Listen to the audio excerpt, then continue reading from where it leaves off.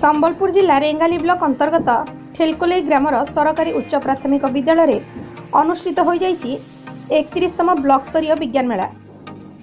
एही मेलार उद्घाटनी उत्सव में मुख्य अतिथि भाव रेंगाली बीडीओ श्री प्रीतम कुमार तंती जोग देइथिबा बेले मुख्य वक्ता रूपे डॉक्टर गौरीदास प्रधान एवं सम्मानित अतिथि भाव रेंगाली बीईओ श्री जीवन किशोर बर्मा, एसएमसी चेयरमैन श्री गुणनिधि नायक, मो स्कूल अभियान सभापति श्री पूर्णचंद्र नाथ जोग देइथिले।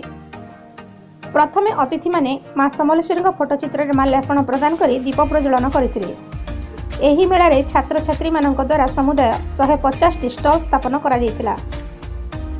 कुनी वैज्ञानिक मानक द्वारा प्रस्तुत प्रोजेक्ट गुड़िक बेस मनछुआ एवं हृदयस्पर्शी होइतिला। एथिरे विचारकर दायित्व तुलाइथिले राज्यपाल पुरस्कार प्राप्त शिक्षक श्री चूड़ामणि नायक, श्री राजेंद्र प्रसाद साहू, श्री प्रशांत कुमार पाटजोशी, श्री प्रमोद कुमार पटेल, श्री सुशांत कुमार बेहेरा और श्री असीम कुमार षडंगी।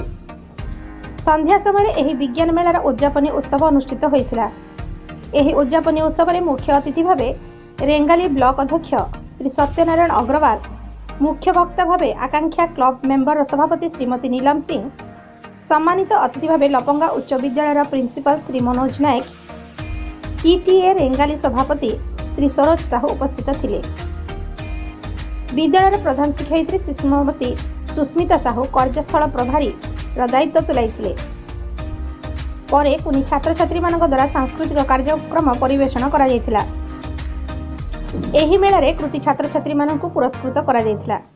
एही अवसर रे आकांक्षा क्लब तरफरु एही विद्यालय रे गोटिए 80 लिटर विशिष्ट फ्रीजर और छात्र छात्री मानक पई 180 टी स्टील पानी बोतल विद्यालय को प्रदान करा जायतिला। संबलपुर जिला ठेलकोले अंकित साहू का रिपोर्ट, मातृभूमि लाइव टीवी। परिचय मोर नाम मनीष करन, मुई पंचायत हाई स्कूल गिचामुरारू आईचा। मुई 9th क्लास रे पढ़सी।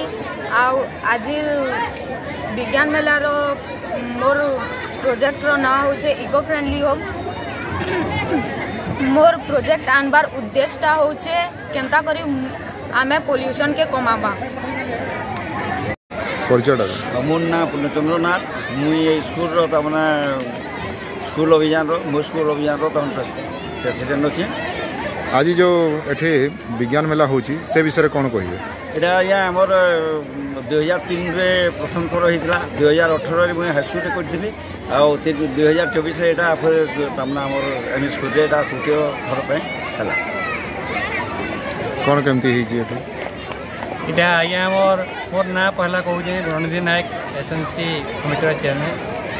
आमर बहुत सर्ट टाइम भितर एवीएम ऑर्डर अनुसार ये विज्ञान मेला कराला, जेनटा कि आम भाभी नहीं कि मात्रा हेबा बोलिकिना समस्त सहयोग हो पारिछे।